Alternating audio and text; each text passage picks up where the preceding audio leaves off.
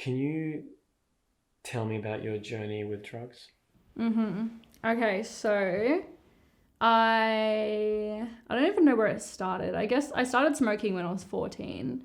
Because I used to smoke with like the older kids at school because I had no friends my age. So I used to just hang out with them behind the school building and just like smoke ciggies and stuff to like be cool. That's literally the only reason I did it. At the time, I was like, no, I do it because I like it. But in hindsight, I was trying to be cool. Um, and then my mum caught me out and then I got in trouble. So then I stopped smoking. And then I started smoking again when I was, I don't know, 18. And then I kept smoking for a couple of years. On and off, I kept quitting and then going back into it. And then I started drinking when I was 17, and I would just binge drink. Like, I didn't drink often when I was younger, but every time I drank, it was just to get fucked up. Pretty much everybody, when they were younger, was doing that. And I was a really late bloomer with drugs, actually. I didn't start doing drugs until I was like 20, and then the first drug that I ever did was ketamine. And it was really fun. It was really, really fun. And I used to do that quite often, and I would do it pretty much like every week that I went out. I was just doing ket. And then I tried my first MD cap when I went out with my friends. And it was really fun. And then I was like, this is fucking awesome. Like, obviously this is why people do this instead of drinking. So then I just like pretty much stopped drinking for ages and was just doing drugs. And I would just do MD like every weekend, or like go on a bender for like 2 days or something on MD and ket. And then when I started working as a dancer, I think it was even before I started working as a dancer, I was starting to do coke.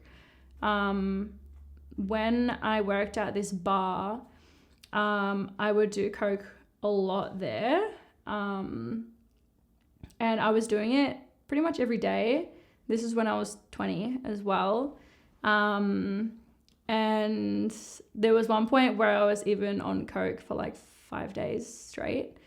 And I didn't even eat in that time. And I even worked a shift at my old job at a pharmacy. I worked all day at the pharmacy and then went back onto the bender without any sleep and just like stayed up for like 5 days on coke. It was so bad. Like, I've never stayed up for that long in my life, and it was fucking crazy. And so that's kind of, I think, where my coke addiction started, because I wouldn't say that I wasn't addicted to ket. I wouldn't say that I was addicted to MD, even though I did it really often, but I wasn't addicted to it. But I was definitely addicted to cocaine. I was doing it every single day. As soon as I woke up, I would just do a line in the morning before going out anywhere. And especially when I started dancing, it became way too easy to just do it every day and all through work, because like a lot of people do it at the strip club, I'm not going to name names, but it happens. And I was on it every single shift, and like customers would come in and they'd give it to you and you just take it because it's free. And then because you were already high, then you would end up buying like more after work and like spending all your money that you just made on coke and just sitting up for the whole next day until work again that night. And I was doing that for a long time. I don't even know how long I was addicted to coke for. It was like a couple of years. But one day I was on like a 2-day bender on coke, and I had done quite a lot, and I actually overdosed. And I was home alone because Ricky wasn't home. He was at a party and he was like passed out and whatever. And yeah, it was really, really, really scary. And like I couldn't breathe, and like my pupils were going like big and small, and all my veins were like popping out, and I could see my veins like in my legs and stuff. And I could see my heart like beating in my chest, and it was like so fast and hard. And like I was dizzy, and I had like dark spots in my vision, and I couldn't really stand up, and I couldn't breathe, and like I wasn't hungry, couldn't eat anything. My mouth was like all dry and stuff, and I felt nauseous and like so weak, and like my whole body ached, like was aching, and I couldn't even move. So I was just laying in bed, and then I called the nurse on call and I told her what happened, and she's like, you need to call an ambulance right now. And I was like, oh, okay. She's like, are you going to call it or do you want me to call it? And I was like, no, I'll call it. So I hung up. I didn't call the ambulance because I didn't want to get in trouble because I still had coke in my room. But yeah, I knew that I had coke on me. So I didn't want to call any emergency numbers because I didn't want to get in trouble. So I was just like texting my friend for like just some support. So at least somebody knew what was going on. So I was texting my friend that I worked with that night and I was like, I think I did too much. Like, I really feel like I might die right now. Like, I thought I was going to die and I was just accepting it. And then she was just like messaging me and like staying in contact with me and whatever. And I was like crying. And yeah, I just like laid in my bed and OD'd for like 5 hours till I fell asleep. Yeah, it was really bad. And I was like, and I woke up and I was so surprised that I woke up and I was like, oh my God, I thought I was going to die. And then the next day I did coke again straight after it. So that was pretty bad. And then I kept doing coke for ages. And then we went into lockdown for the pandemic. And while we were in lockdown, because like I was already kind of doing Xanax while I was dancing to like take the edge off at the end of the night to go to sleep after being on coke the whole night. So I was doing Xanax quite frequently anyways, but it wasn't an everyday thing. It was just like an every now and then thing. But then when the pandemic came and we were in lockdown, I would buy bottles of 50 Xanax and just like take a couple of those like every single day.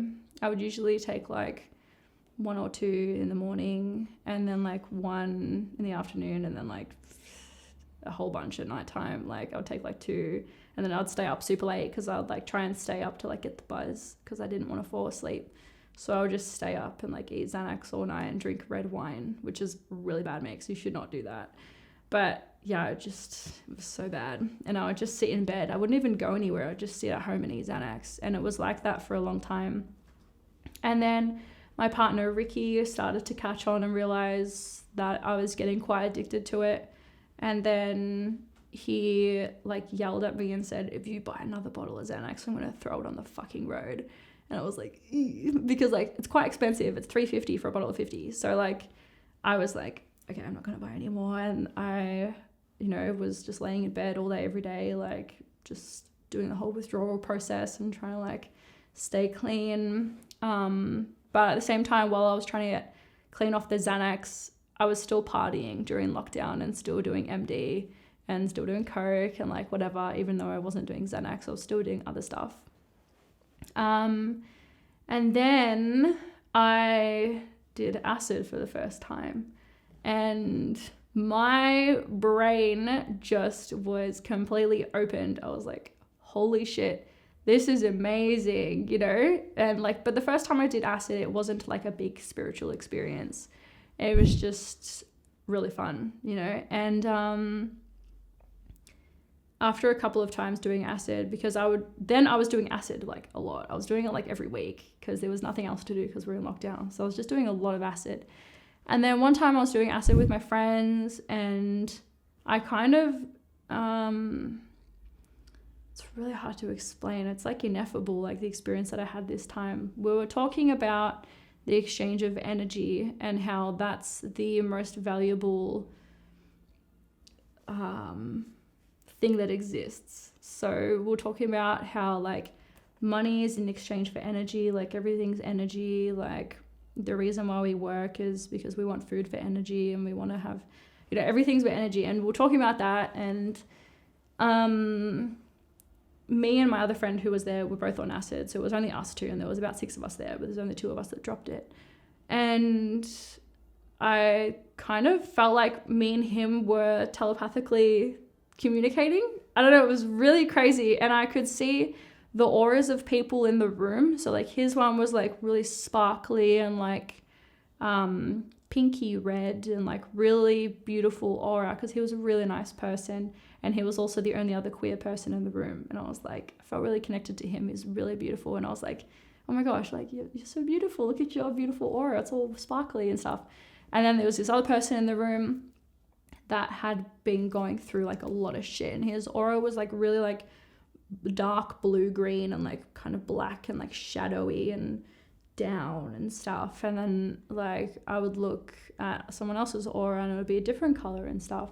And I was like, holy shit, like what the hell? And I actually stayed up all night once I got home, like writing in my journal, because like I have never really written in a journal before, like on a regular basis, but I got home and I had to write about it. So I wrote like 30 pages about my experience. And what happened after that? Oh yeah. And then I did Xanax again after that. And I wouldn't say that I overdosed, but I was pretty bad because I relapsed. And I don't even know why I did it. I was just like so awake and somebody just handed them to me and I just ate them, you know. And so yeah, I slept for a long time after that, but that was the last time that I did them. But then after doing acid for a couple of times, I had this realization that my body is doing everything it can to keep me healthy and alive. So I didn't understand why I was like being self-destructive to it and like drinking and smoking and, you know, taking drugs all the time. And so I kind of just had I don't know, like an epiphany, and I was like, oh my God, what am I doing? So then I just like went sober like that day, and I tried to stay sober, and I was like slipping up and stuff, but I knew that that was the start of my sobriety journey. And I tried to cut down on alcohol and everything, and I quit doing coke that day, and then I quit smoking ciggies as well that day. And yeah, and then I like gradually quit drinking as well, and I've been 100% sober except for like psychedelic medicine since the 1st of April last year. So it's almost been a year of being entirely sober. And I wouldn't change it. Like I feel so amazing. I go out clubbing sober. I go to bars. I do everything sober, and everybody thinks I'm on stuff just because I'm like naturally like having fun. And people are like, wow, what do you want? I'm like, I'm sober. They're like, no, you're not. I'm like, yes, I am. I'm sober. But yeah, I have no intentions of like going back at all. I still think about drugs all the time, like especially Xanax. I think about it quite often, but I have no intentions of having any. And yeah, I'm just going to continue my journey, being a little psychonaut with my magic mushies and my acid. But yeah, I'm not going to have any other party drugs probably ever again. How close do you think you came to dying?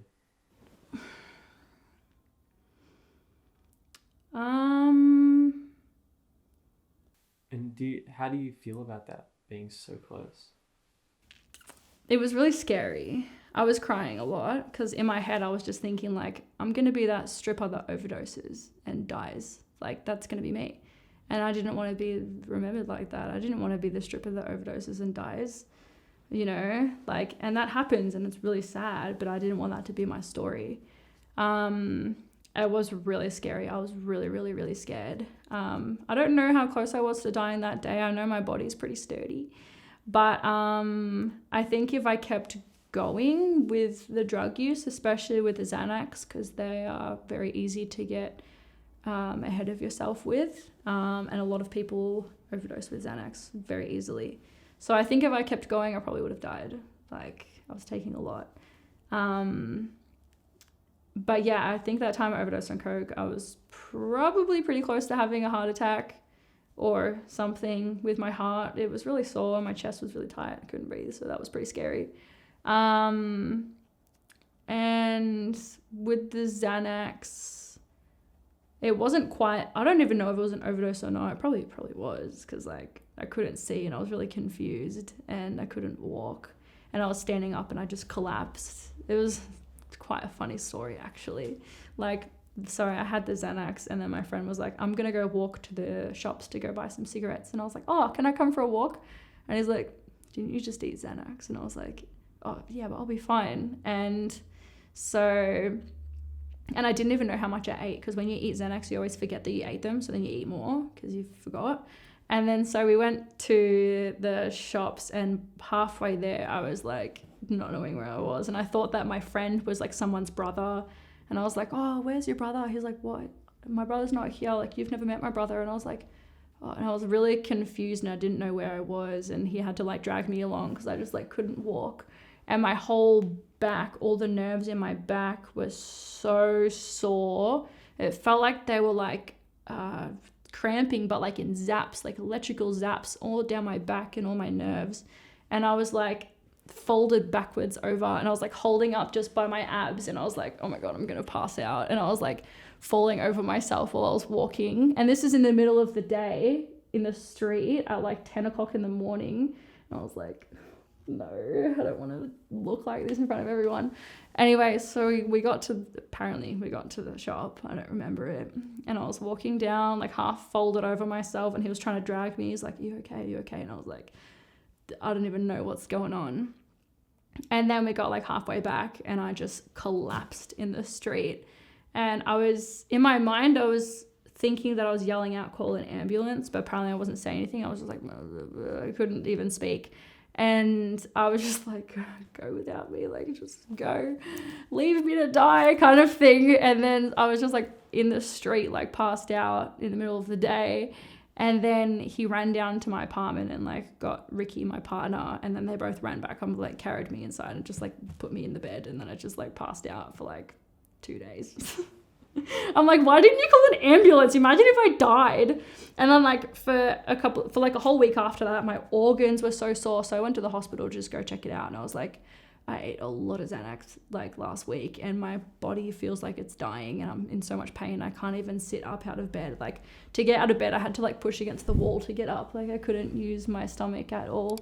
But they did some checks, and apparently I was fine. Apparently I was just like really over fatigued or whatever, and I had like bruising or something like that. I don't know what happened, but I was really sore, but it was fine.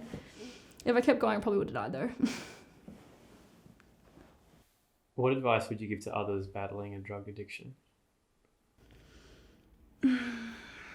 Tell somebody, anybody, doesn't matter who you tell, just like talk about it, or like tell somebody that you trust. Like you don't have to tell your family if you don't want to, but tell a really close friend or a sibling or like a colleague or anybody, or just tell your doctor. Like just tell somebody, talk about it, because you're not alone. A lot of people are going through stuff like this. But yeah, and I really, really recommend meditating.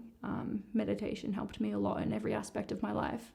So just start wherever you can, just talk about it and go from there. You're not alone. Have you had any long-term repercussions from your addiction? Yeah, my nose, inside my nose has like holes in it from cocaine, and gets really sensitive and sore, like especially if I have a cold and stuff. It'll get so sore that I can't touch it because it's like, I don't know if it's like ruined inside there or whatever, but there's like holes in it at the top. And I also have holes in the back of my throat as well, which I didn't even know that they were there. But then I looked in the mirror and I saw them, and this is really gross, but there was food in one of them, and I had to like push the food out of the hole in my back of the throat. And I was like, what the fuck? And I showed my partner, Ricky. He's like, that's so bad. He's like, do you reckon that's from coke? And I was like, I don't know, probably. But yeah, that's not very good. But other than that, yeah, I don't think, other than probably mental things, but I'm mostly over that now. But yeah, I still think about it sometimes, but I'm mostly good.